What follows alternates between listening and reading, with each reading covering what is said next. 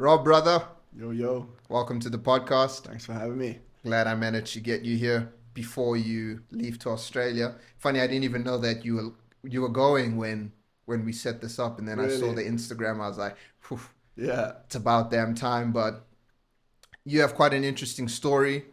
We only met maybe like a year ago, both training at Stay. pretty much a year ago, I think. Yeah, Yeah, although we've both been here for a long time. I It's funny, know. it's a small island. You see people, you recognize faces, but you might not even have a chat with them until like 10 years down the line, Yeah. like with us. So you're moving to Australia, but just tell us a little bit about yourself. I know you have a background in the military, you're now coaching, you've ran retreats, you're a family man, you have two kids, you got a wife, got a lot of good stuff going on, outside of the gains. Yeah. So give us the, a little bit of an the gains intro. get harder to keep the more you got going on, believe me. Yeah, yeah, yeah, yeah, yeah. So yeah, you covered a lot of it there, but started off in the military, joined the army when I was 16, the British Army. Hmm. Served for 8 years in communications, so I was in the Royal Signals. Left the army and then I continued to work as a contractor for the military in the Middle East. So in Afghanistan, did another 3 years working there. So pretty much, yeah, 12 years of military life. Mm. And then decided to pursue my passion, which I'd always had for fitness and helping others, and then became a coach and a PT. Um, I'm going through things pretty quickly here, but we can dive into it All good, all good, further man. on. Yeah. And then, yeah, became a PT after I left my role in Afghanistan, moved to London, the capital, the big smoke, and carved out a little bit of a business in London as a PT, as a coach. Hmm. So spent 2 years there doing that. But all the while, I'd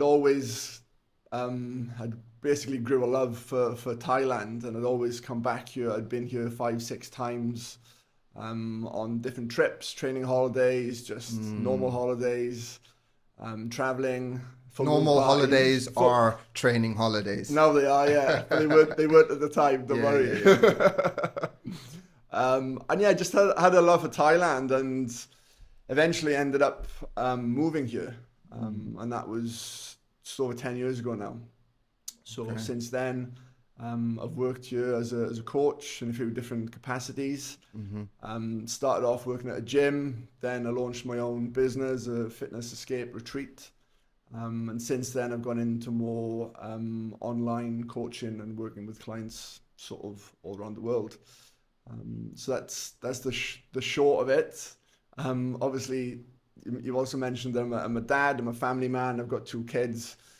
So that's all happened along the journey as well. So kind of came to Thailand as a single guy, like a lot of guys do, but basically developed personally, professionally, and went the whole 9 yards. Met my wife, had kids, had one kid, had two kids, and pretty much taken us up to this point now. Yeah, so I'm living here.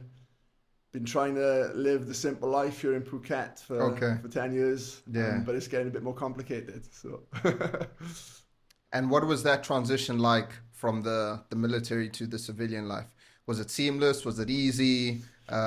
Did you miss the adrenaline?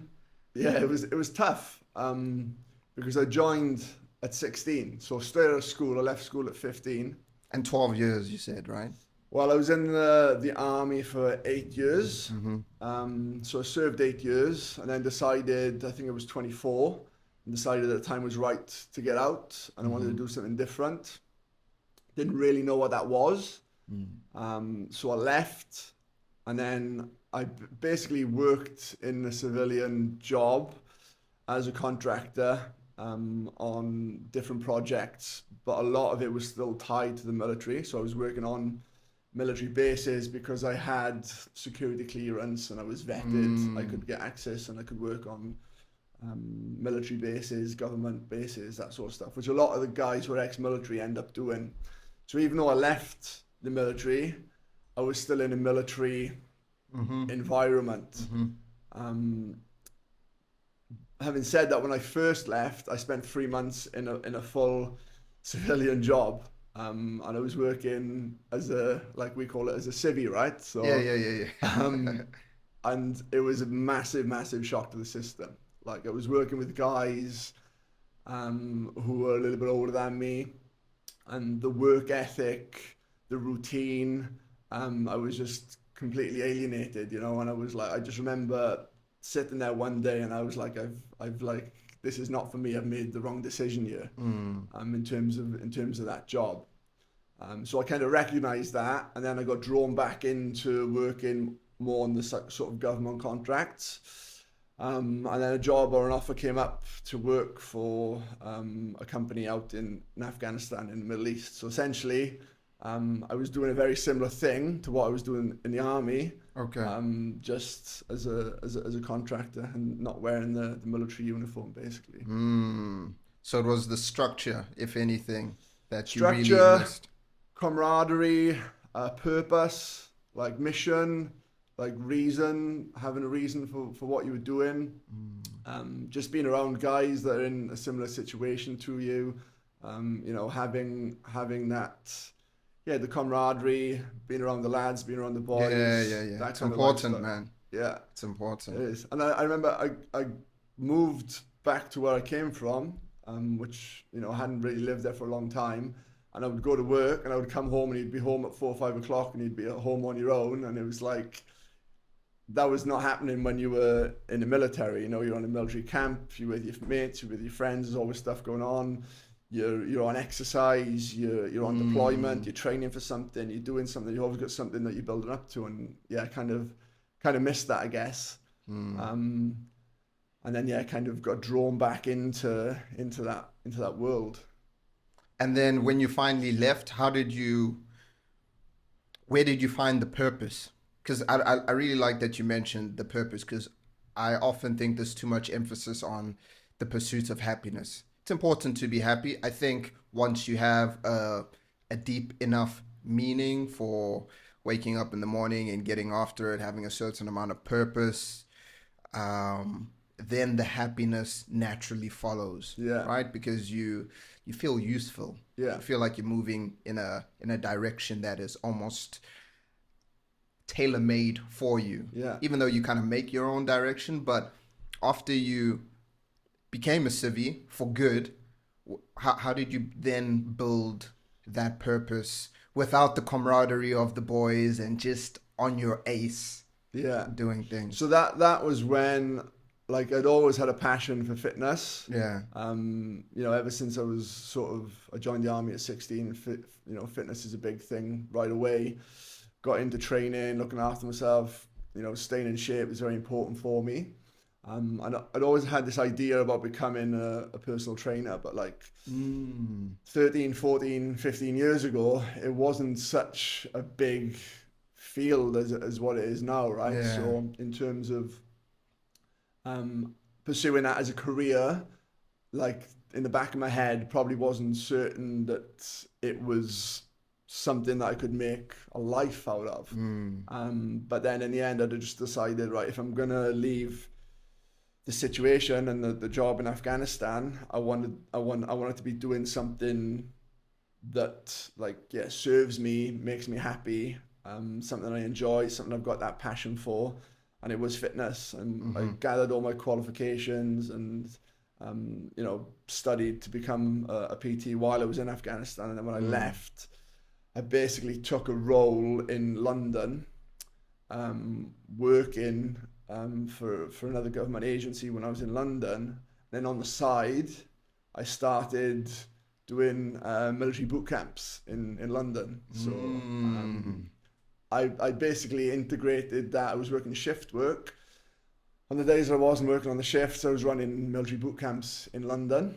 And then I did that for a period of time up until a point that I decided, right, yeah, this is something I'm going to pursue. And then I went full time then as a coach, as a PT. Got a role in one of the big gyms in London. Stepped away from the other job that I was doing and just put everything into building that business then as a PT and as a coach, and doing something then that I felt was rewarding and that gave me that sense of purpose. So not only am I doing something I enjoy, but I'm helping people. Yeah. And I always knew that like that was important to me, but I didn't really know how I could do that. And when you become a coach and a PT and you take people on a journey and you see the results and the transformations that you create, the fulfillment that gives you is pretty massive. So that now gives me my sense of purpose. Basically. Okay, hell yeah. And now, come a little bit closer to the mic there, Rob. Sorry. All good. You do have a bassy voice that I think projects itself well, but just in case. So then, what does your typical clientele look like now? And what are they looking for? So currently, I mainly work with men, or primarily work with men. That wasn't always the case, but again, using my expertise, my knowledge, what I enjoy doing, and the type of people that I'm working with are men, usually sort of in their mid-30s to mid-50s, and a certain type of demographic of man. So they're usually kind of high achievers, high performers. Guys that have gained a lot of success in certain areas of their lives, whether it's with their with their business, with their careers, or whether it's through growing a family. But the fitness and the health is not necessarily something they've been able to get a grasp on, and they haven't managed to have the same success in that. So I basically help guys channel the success that they've had in other areas of their life and put that into their health and fitness as well. So basically help them create balance. Okay, and most of them are family men as well? Not all of them, no. Probably I'd say maybe 50%. Okay. About 50%. So some have got families, some like some of the younger guys, maybe in their mid-30s, haven't sort of started a family yet. Then I've got guys later in life, I've got guys in their early to mid-50s, whose families have kind of grown up and left, and now they're entering a new phase of their lives, and they want to regain that vitality and the health that they've had in their younger years that kind of slips away through that process of building a family. Yeah. I'll often hear from people when we're talking about goal setting and all of that, and they'll say they want to, hit a certain number on the scale, and then I'll ask why, and then the answer is typically, well, when I was in my 20s. Yeah. I weighed that and I felt great. And it's like, okay, well, fair enough. There's no ideal number to be on the scale. But I like what you said when we were off camera. Oh, no. Yeah, we were off camera, and you said that the more that you have on, the harder it is to keep the gains. Yeah. And I think it's important having you on to talk about this, like we were saying, because you are a father. And it's easy for people like myself that don't have kids to, talk about time management and all of that kind of stuff. Yeah. I have my own stuff going on, of course, but I have the luxury of sleep. Yeah. I have the luxury of going to bed at pretty much the same time every night, not having any fractured sleep. I very, very frequently wake up in the middle of the night and am up for more than 5 minutes. Of course, every now and then I might wake up, fall asleep, wake up, fall asleep, but I have really good sleep in general.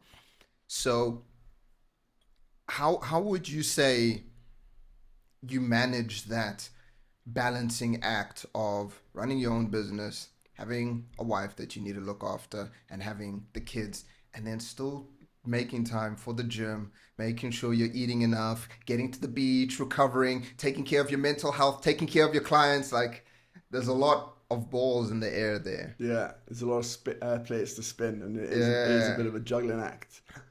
And sleep is probably one of the biggest things. Like, before you have kids, it's funny because everybody tells you, make the most of your sleep, enjoy the sleep while you can, and you think, like, what are they talking about? It can't be that bad. But it is. And for us as men, it's not as demanding or as draining or as difficult as it is for the women, for sure. But there's rarely a night where you don't get interrupted or fractured sleep, or one of the kids wakes up, or you have to deal with something, and that basically goes, as far as I know, up until they're about 6, I think. When your kids are 6, that's when you start to sleep normally again. Having said that, I do still try and keep a pretty rigid routine and structure to make sure I can make the most out of that situation. So, things like still going to bed and trying to be asleep at the same time. Like I don't have an alarm. So usually I wake up around 6, providing I've had a good night's sleep. If I haven't had a good night's sleep, I'll know about it because I'm waking up about 6:45, 7 o'clock, and I kind of know. I have to alter or tweak my training or what I'm doing that day based around like how my night has gone. So if I've had a pretty good sleep and I wake up normally 6 o'clock, I'll go in and I've got a good session and do all hit it hard. But on a different night where one or sometimes even like I'll wake up and there's 2 kids in the bed, and it's 7 o'clock and I'm like, you've got to alter what you wanted to do that morning. But setting a good nightly routine is the first thing. Obviously the primary thing there is like trying to get the kids in bed, which is not always easy. So number one, it's like being woke up in that fractured sleep during the night. But number 2, it's getting them to bed. Like my day when I come home from work, I try and be home by 4, sometimes 5 o'clock every day. And then from that point onwards, that point onwards, 5 o'clock until 8, it's all family. I'm there, I'm showing up for the family. Dinner, I have dinner with the family, wash up, I play with them, nightly routine, bath, brush their teeth, get them to bed, all the rest of it. And then 8:30, that's like me and my wife. It's just like, thank God for that. Another day is over. And then you try and spend some time with your wife, right? So you want to make the most of that time, while still knowing that you have to be in bed at a certain time to get a good amount of sleep, to get up in the morning, to train. And it all follows itself. So it's how you create structure in the chaos. I think is one of the most important things. Okay. Lots of things to dive into there. I want to talk about how you manage your training in relation to how you train when you've had a good night's sleep, and then how you train when you've had to wake up early because the kids ruined or reduced the quality of your sleep the night before. So I'd like to talk about that. And I'd also like to talk about the play time. Okay. Because like you said, from 5 to 8, it's family time. You're trying to play with the kids. Bro, I'm curious to also know how many calories you're burning in a day. Because you're still like burning at the end of the day, playing with the kids, focusing on the wife, all of that. But first, let's talk about the training a little bit. When you are well slept and you have enough time in the gym, what does that typically look like, your training? So, I know it's always going to change, like your program now will change maybe at the end of the year, tomorrow, but generally speaking. Yeah. So on a good, like optimal day, when you've had a good night's sleep and it's not been broken and there's no kids in the bed and you wake up naturally at 6 o'clock, then I know I've got a good window of time. So typically I need to be home by 8. So it gives me about an hour and a half to sort of get to the gym, get warmed up, hit my session, get back. So then, I basically structure 3 primary workouts that are a little bit more intense that I want to hit through the week. And that gives me 2 days that are a little bit flexible and don't require as much intensity or as much of a physiological demand. So I might have to adjust those days depending on how I'm feeling. Yeah. So on a good day, I can hit, like currently I'm doing a lot of strength work, which I haven't done for quite a long time. But more fundamental strength, deadlifts, back squats, pressing, heavy pull-ups, all that type of stuff. So I know that if I go in to do a heavy deadlift and I'm trying to build up to a heavy 2 or 3 reps and I've had a broken night's sleep and I'm running late, I'm not going to have a good session. So on the day that I wake up and I feel good and I've got good energy, that's the day that I'm going to go in and I'm going to get my deadlifts done or the thing that I know is probably going to be the most challenging that week. This morning, for example, I woke up at 6:45. So again, I don't have an alarm. It just depends on how the sleep has gone. I'm usually in bed by 10:30. So I know I'm getting 8.5 hours of sleep, even if it's broken, even if I'm waking up to tend to the kids and all the rest of it. But this morning, I woke up late. If it's not late, it's 6:45, right? I'm still getting up before 7 and giving myself enough time. But I just felt I didn't feel too strong, and I knew I didn't have too much time. I was going to be a little bit rushed, so I do basically like a kind of upper body accessory, a bit of a gun pump, hit the delts, Yeah. less strenuous, less Gun pump. demand of a session, particularly as I knew I was coming on this Yeah. podcast as well, right? So, or I might do some mobility. I'll just go in and I'll do low impact mobility session, 15, 20 minutes, and I'll do a bit of light cardio on the days that I'm feeling tired. And then, usually like I'm training, say 6 days a week. 3 of those days I will be feeling good and I'll be waking up and I'll be energized, maybe 4, maybe 5, but at least 1, 2, more often than not, more than that, I'll be up against it, Okay. I like that. So 3 days where you can really ramp up the intensity, and then that leaves room for error. I think that's important to note, because a lot of people, when they're starting out, even maybe later down the line when they have been training for a while, they don't leave that room for life to kind of happen. And then when they do miss that training session, or they don't have the time and they're not really able to ramp up the intensity, they are a bit brutal with themselves, maybe a little bit even unfair. And then they kind of just hit fuck it on everything. Now I'm just going to eat trash today, didn't get to train, I'm not going to train tomorrow, whereas it's like, okay, I have kids, I've got the wife, I have all of this stuff going on, I have work. Let me try get 3 hard sessions. And then the others, you dial back a little bit more. It's the fuck it approach, right? That so many people are just guilty of, and they expect everything to be perfect. And if things aren't perfect, then they just throw everything out the window. Yeah. Exactly. Okay, awesome. So then, how are you supporting your recovery right now as well? I think it is smart, your training approach, having the 3 hard days, because they're naturally so. Let's say you even have a perfect week. You manage to sleep well every night, and you still hit those 3 intense sessions. Then you have the 2 lighter sessions. Then naturally your body's going to be able to recover because the intensity has been decreased. And then you have 2 rest days? Most of the time? Okay. So I try and get most of my training done during the week to leave the weekend just for purely family time. Saturday, Sunday, no work? Saturday, Sunday, no work.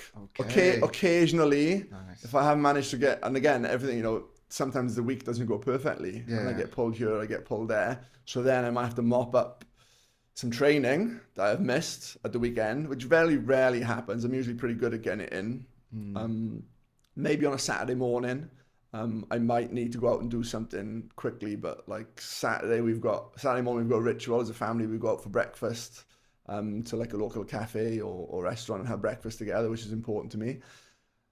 So I try and do as little work as possible and as little training as possible at the weekend, and that gives me my recovery time throughout the weekend, and then just allows me to take care of some of those other responsibilities as well. Through the week, then I do also try to get, like I say the word try, but to one of the spas for ice, sauna, massage, that type of stuff. And again, on a good week, that will happen. And I'll try and do that like midweek on a Wednesday. But sometimes it's just not possible. I've just got other priorities, Yeah. And then the lady, is she training? Are you having to push her a little bit? What's that dynamic like training wise in the house? Because for me in my household with my lady, I'm the one saying like, hey, take this supplement, do this, eat this amount of protein. Or if you're feeling this way, maybe dial back a little bit. It's fine. You don't have to smash every set perfectly every week. It's okay. Dial it back. Take the weight off this week. So how is that in your household? Yeah, it's a difficult dynamic because we're coaches, right? Your lady's also a coach. No. But me and you are coaches, yeah. So we have to be careful. Well, I have to be careful anyway in how you communicate your messages, right? So obviously you want what's best for your partner. You want to see her healthy and happy and fit and training and taking care of herself. But also you can't be seen to sort of portray your beliefs and things onto them as well, which is important. So like for us as men, it's difficult in far different ways. like we've got the responsibilities to provide and to lead and to take care of some of the bigger picture things, whereas for the wife or the partner or the mother, they're very heavily responsible for the children in the house, and there's a lot of work that comes with that. So currently my wife trains at home. We actually did have a pretty good home setup that I've just sold. I saw, man. Yeah, that went yesterday, so that was quite a sad day for me. But again, depending on how her night's sleep has gone, she also works. She runs her own business, which is in the process of selling as well. So she has to manage that around the kids and her own health. So depending on how she feels, she may do a yoga, Pilates style session at home, or she may get the dumbbells out and do a bit of a strength workout, or she might just go to the beach. She'll drop the kids off at the nursery and go to the beach and have a beach walk. So depending on how she's feeling, how her body is, how her mind is, she gets different benefits. You know, if she's under a lot of strain or stress or pressure, she's got that time away from the kids where she just wants to have some time to herself. So she doesn't need to be in a HIIT class, like balls to the wall, pushing herself into the ground. She needs more of a restorative, like low clear impact. The mind. You know, breathe, a little bit of blood circulation, low Exactly. impact. Okay. And then what about with the diet? There's something I'll hear a lot of objections from parents about. Okay. They're like, okay, look, I'm trying to eat like this, but then, you know, I'm cooking for a whole house. I've got the kids to feed, I've got the husband to feed, you know, do I meal prep? Do I track my calories sometimes? How do you guys manage that at home? So we, I think one of the biggest successes of managing that is your weekly shop and having the right food in the fridge, in the cupboard. So we do a shop each week. It's difficult here in Thailand because you've got to do your shops in multiple different places, right? But we get all the meats, the eggs, the veg, the fruits, all the good, clean, healthy produce, and that is what is in the house. We try and limit, obviously we've got kids and you get people giving you the excuses or the kids, but ultimately you want yourselves to be eating healthy, wholesome foods. So you should want that for your kids, or I want that for my kids anyway. So it's limiting the bad food that is available to you and making sure all the food that's in the house is good. Having said that, you still need to give the kids, you know, the odd treat or more frequent sometimes treat because they're kids and that's part of life and you don't want to be too restrictive and too hard. But you do also need a backup of chicken nuggets and smiley faces and hot dog sausages in there as well, because sometimes they're just not going to eat what you wanted to eat, right? So me and my wife have got a pretty good routine. We kind of share the cooking, share the meal planning. We typically got like 5, 6 or 7 different meals on rotation throughout the week, and then every couple of months we'll change those meals out. So we go shopping, we've got a kilo of chicken, we've got steak, we've got the ground beef, we've got all the good protein. We go out and we buy 30 eggs, like 10 different fruits, 10 different vegetables, all that kind of stuff. So then each day it's like, right, what are we going to have? Decide what we're going to have. Like we'll typically won't even communicate it, but like I'll take charge of what dinner's going to be tonight, and I'll take something out of the freezer and I'll cook that when I get home. Start to organize it, Yeah. And then we will both, as much as we can, try and get the kids to eat the same as what we're eating, but sometimes it just doesn't happen.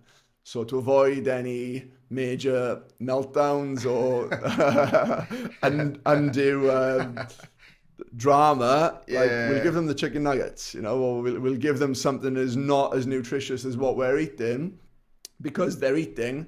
And, you know, you want to try and give the kids what they want, but also give them things. Sorry, you want to try and give the kids what they need, but also the things that they want as well. So again, it's a balancing act, and sometimes you just have to read the room and see how the kids are going to respond. Just read the room, okay. And what's What's that like with in relation to sodas and stuff like that? Because me and Paula, we want to have kids one day, Yeah. and then we're always like, oh, are we gonna have soda in the house? Are we gonna have candy in the house? Probably, Yeah.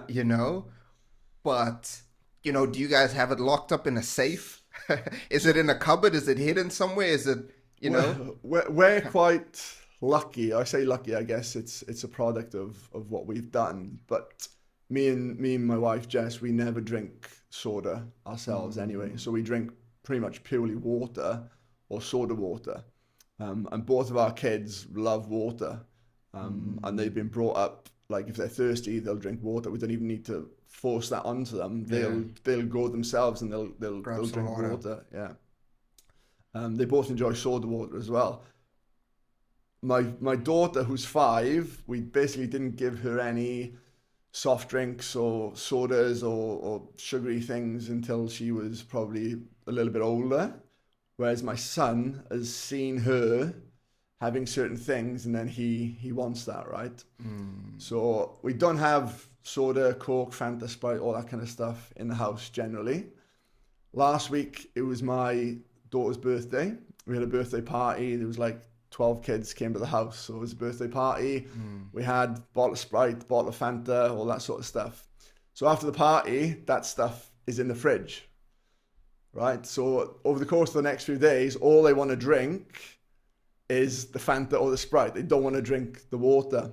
So like they only want it because it's there. So if that wasn't there, it wouldn't even be a decision, or it wouldn't even be an option. And it's the same for us as adults. If there's biscuits, chocolates, crisps in the fridge, in the cupboards, you're far more likely to eat it than if it's not there. You don't have a choice because it's not even a decision. So we try and limit what is in the house so they're not exposed to it. But that does not stop them from wanting it. So if we go out to a restaurant, not always, but if we go out to dinner, sometimes we'll let them have a Sprite or something like that as a treat. But they know that it's a treat and it's not something that they're allowed to have that all the time. understanding. Yeah. You've sat them down and spoken to them, and Yeah. you're like, hey, this isn't the best option. We'll allow it sometimes. And we help them understand why. In terms of the sugar, it rots your teeth, and my wife threatens them, saying that you're going to get diabetes if you eat all these sweets and eat all these sodas. Do they understand what diabetes is? I don't think they understand what diabetes is, but they know it's not good. Yeah. Because funny enough, growing up, my mom would always say that to me as well. And I had no idea what diabetes was. So I was just like, meh, I guess we're going to risk it, But it sounds like you've got things dialed in much better as to what it was when I was growing up. Love my mom. She's the best. Yeah. She was grinding. She is not a coach like yourself. She doesn't have the knowledge. So I was pouring like sugar into like my Frosted Flakes, right? The Frosted Flakes already had sugar. And I was just like adding more sugar. And I did that kind of stuff every day. And she'd be like, you need to dial it down. You're going to get diabetes. And I was just like, Mom, I don't know. I don't know what diabetes is. So I'm just going to like crush the sugar. So then, cool. And then what would you say to people what would you say to parents that argue they don't have the energy? Or where do you find the energy? Because it's full on, man. You go through your whole day, you smash it. And I love you like 5 to 8, bro, family time, and you got to play.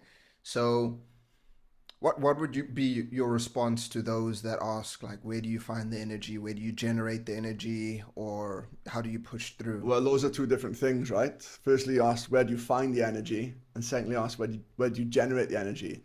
So energy is something that you have to create. It's not just going to come to you. And the biggest way to create energy is to put yourself in a situation that basically you take into consideration what is going to give you energy. So the foods that you eat, the reason that we eat is to give us energy. People are eating the wrong foods. It's actually taking away the energy. So the high sugars, the processed foods, all these things, they give you energy in the moment, but it's basically slumping your energy throughout the day. And that's why we have these peaks and these crashes. So it's balancing or eating to fuel and give yourself the energy that you need to make sure that your sort of all your physiological processes are balanced throughout the day and you're not getting these slumps. And when you're eating foods that are designed for the body to eat and to give us the energy that we need, then we're in a far better position to make better decisions, to be in a position to want and have the desire to go and train, which gives us more energy, or go for a walk, which gives us more energy. And the things that people think take away the energy from us are the actually things that we need to create that energy and generate that energy for ourselves. So it's difficult. You know, some people don't have the control that I have of my day to be there from 5 to 9 for the kids and to, you know, be able to set up and structure their day. I work for myself. I design my day how I want it to. Some people, they don't have that control, but it's not looking at the things that you can't control. It's looking at the things that you can control, and how do I set up my day to create this energy for me? And food is such an important thing for that.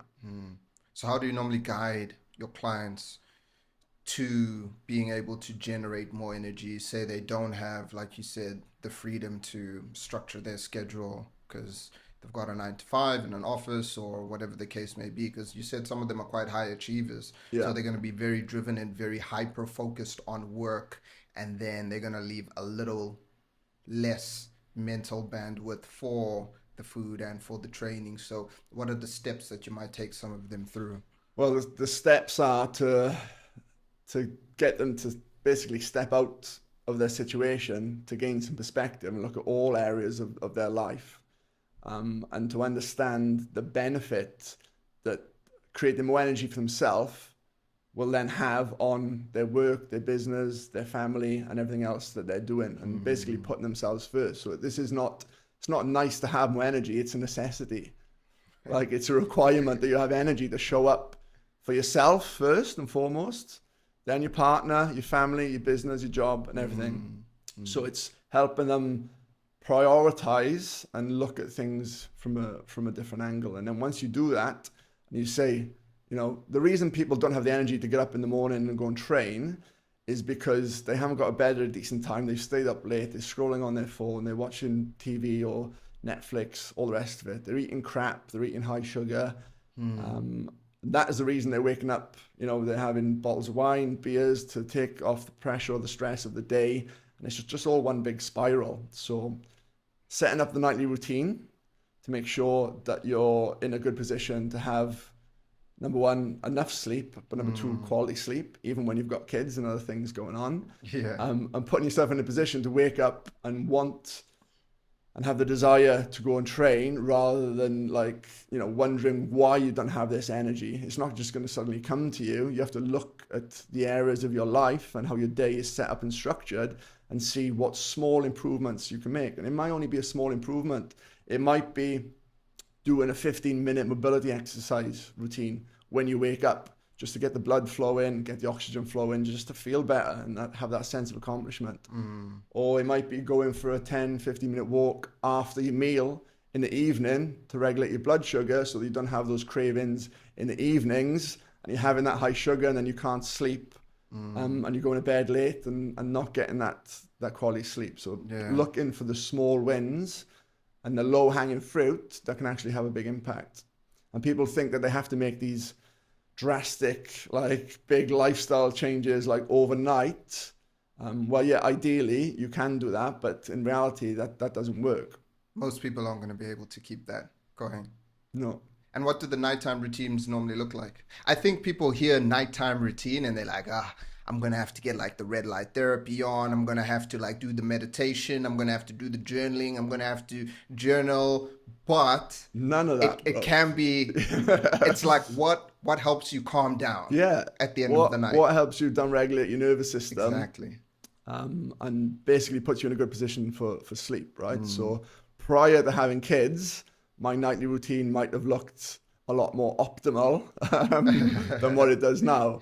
But now, like, those hours between 5 to 8, you know, you're playing with them, you're doing the dinner, you're getting them into their pajamas, which is a mission in itself. You've got to get them to brush your teeth, all the rest of it. It's high stress. The stress is high for a good period. So then you just need to kind of decompress. It's like, what can you do that will decompress and bring your nervous system down?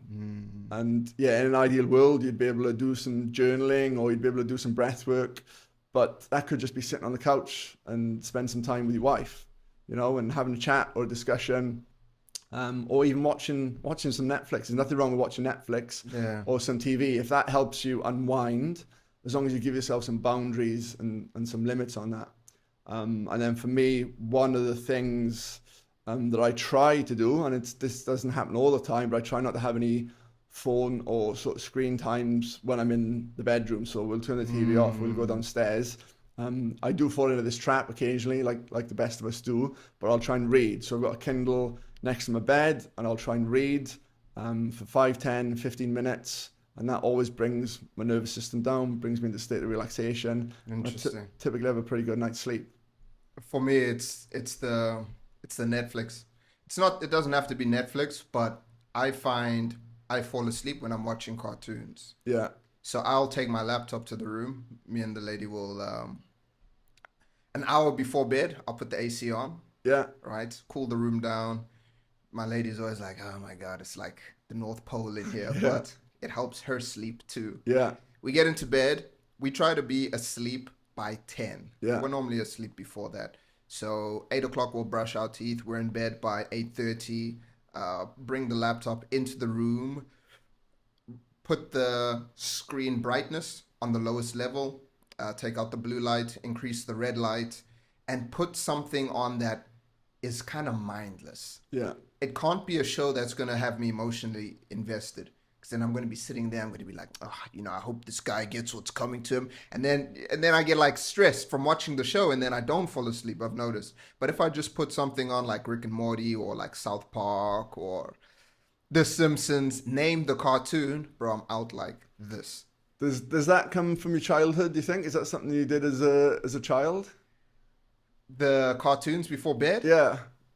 Yeah. Yeah. Yeah, 100%. So yeah, I mean, it's what allows you to feel comfortable and brings you down into that state, right? So if that's what works for you, Yeah, exactly. With Paula, it doesn't matter what the show is. She'll fall asleep. Right, okay. It doesn't matter. For me, I can't enjoy the show too much. Yeah. I really like Rick and Morty. I laugh my head off, but I'll manage to fall asleep. And I think what's key that you mentioned about what's important about routine, apart from the structure, but what people don't understand is these things also get reinforced to you psychologically. Yeah. So if you do the same thing every night, then it also turns into a cue for your nervous system to relax. Yeah. But if you're doing a bunch of different things, then it's like it's a little bit chaotic, and the body likes it likes structure. Yeah. It wants everything to be the same. It doesn't want to lose weight. It doesn't want to put on muscle.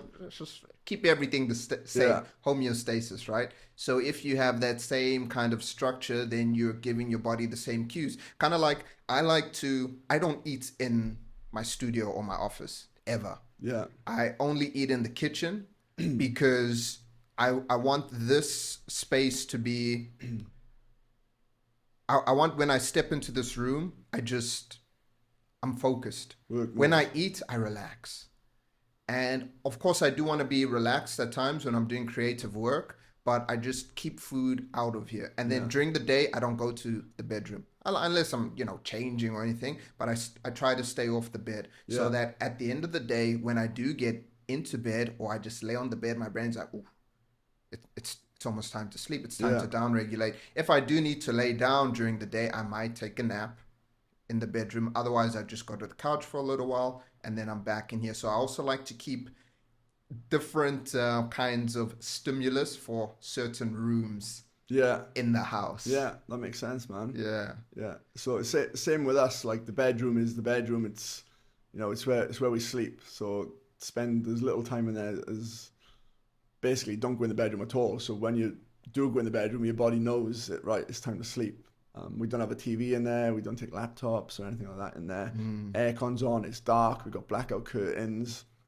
So the environment is conducive to good sleep. There's no lights. There's no little flickering LEDs or anything like that. Yeah. And all these like little things that we do without thinking, we kind of take it for granted. These are the little things that are causing people to have bad night's sleep. Not thinking about the temperature not making it dark, not making it cool, not making it a sanctuary that's going to promote quality sleep, which is what a bedroom should be. Yeah, exactly. I was listening to Dr. Andy Galpin recently talk about how carbon dioxide levels in the room are also a thing. Okay. So this is now getting into the weeds. Yeah, yeah. Because sometimes when I talk about data or, they looked at this study or this bit of research, people start to roll their eyes. It's like, bro, is that really necessary? And it's not for everyone. Yeah. But I find this kind of stuff interesting, right? This is what I'm passionate about, like nutrition science, physiology. I'm passionate about this, and it's just information. It's just knowledge. So when I bring up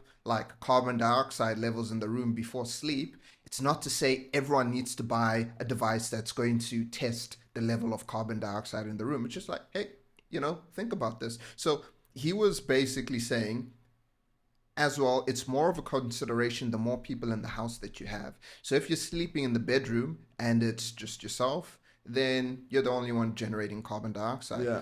What people don't know is, like, for example, when you hold your breath, that signal that is like, bro, we need to breathe. It's not because you're not pulling in per se enough oxygen. It's because there's a rapidly building amount of carbon dioxide within the body, and that puts your nervous system in a bit of a stressful state. So it's the same thing when you're sleeping.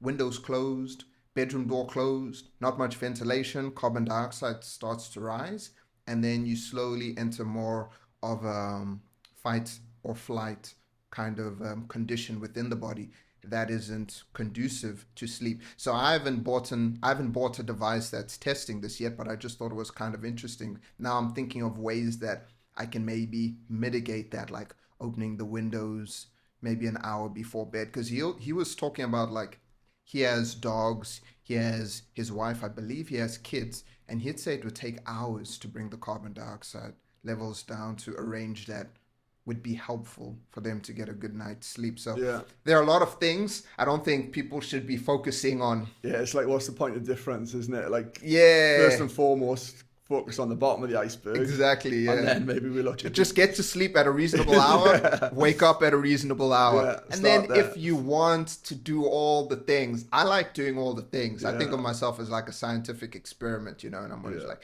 testing this and that, but it's just information, at the end of the day. We've actually got an air purifier as well. I didn't mention that. So that helps. Like here in Thailand, the air is so humid, lots of particles in the air. So that really helps me. That made a big difference. Hell yeah. Do you have like a time that you normally put it on? It's on 24/7. 24/7. Yeah. Okay. Because we've got quite a big house. So it's not realistic to have it everywhere. So we just keep it in the bedroom, and the bedroom door is usually closed, so it just controls the environment in the bedroom. I'm guessing you also sleep with the windows closed. Yeah. Thailand, humid, you're gonna sweat. Bugs. Bugs, all of that. Yeah. So okay, fair enough, man. Maybe I'll look into the humidifier as well. I think we might actually have one, but maybe we haven't been using it as much. But I need to get into the habit of also just opening the windows first thing in the morning. Yeah, I think that's a good time. Yeah. Clear everything out and then let the rest kind of sort itself out. Yeah. But fantastic, man. If there's one message you'd like to leave for the parents in relation to taking first steps to putting themselves first, I like that you mentioned that, because a lot of the time people think prioritizing their health, fitness, well-being is selfish. It's like, it's a little bit, egotistical. Just thinking about myself, focusing on myself. But if you can start to improve the manner in which your body functions, your mind functions, then you improve the capacity that you can show up for your family, for your friends, for your kids. So what are some good first steps you'd like to leave for those parents that are listening, that do want to put themselves first, but perhaps they're feeling a little bit guilty about it? Well, that's it. Like, don't feel guilty. Like, you should not feel guilty about trying to show up at your best. And it's not selfish, it's actually selfless. And you should put yourself first. So sometimes we think that we have to do certain things, or we need to tend to different needs or demands or tasks because that's a priority, when actually it's putting yourself first that is the most important thing. So like always ask yourself, how important is this, what I'm doing, and how can I make it more about me? So like my wife, for example, she's guilty of this. She will like drop the kids off at nursery and she'll spend a little bit of time doing something for herself, and then she feels as if she needs to be cleaning the house or needs to be organizing something or doing the laundry or doing the dishes. Well, I just say, just chill. Take 30 minutes, just sit down and don't do anything, just have some time to yourself. And 20 minutes, 30 minutes can have a massive impact on your mindset, and just set you up. And just take the time to breathe and to de-stress. If you want to do some meditating or some breath work or something like that, yeah, you can. But if not, just sit down and do nothing. Do nothing. Yeah, it's okay to do nothing. You don't have to be doing something all the time. And particularly for men, we're constantly thinking that we have to grind, we have to be busy, we have to be pushing the envelope, we have to be doing things. Where it's like, when was the last time you just actually sat down and took 10 minutes to be alone with your thoughts and just not do anything? And a lot of people, they can't even do that because the mind is just constantly scrambling and trying to do different things. So it's just taking that time for yourself, even if it's 5 minutes, 10 minutes, whatever, or doing something for yourself that reminds yourself that, yes, you are putting yourself first. We're quite lucky here. We can go and have a massage, or we can nip down to the sauna, or, what is that thing that you would feel that brings that sort of self-care element to you? And then once you feel better about yourself, then you can put that into everything else that you're doing. I love that, man. Well, Rob, it's been a pleasure. I'm really glad you took the time out of your day as well, having all of the responsibilities that you do, to come down and chat.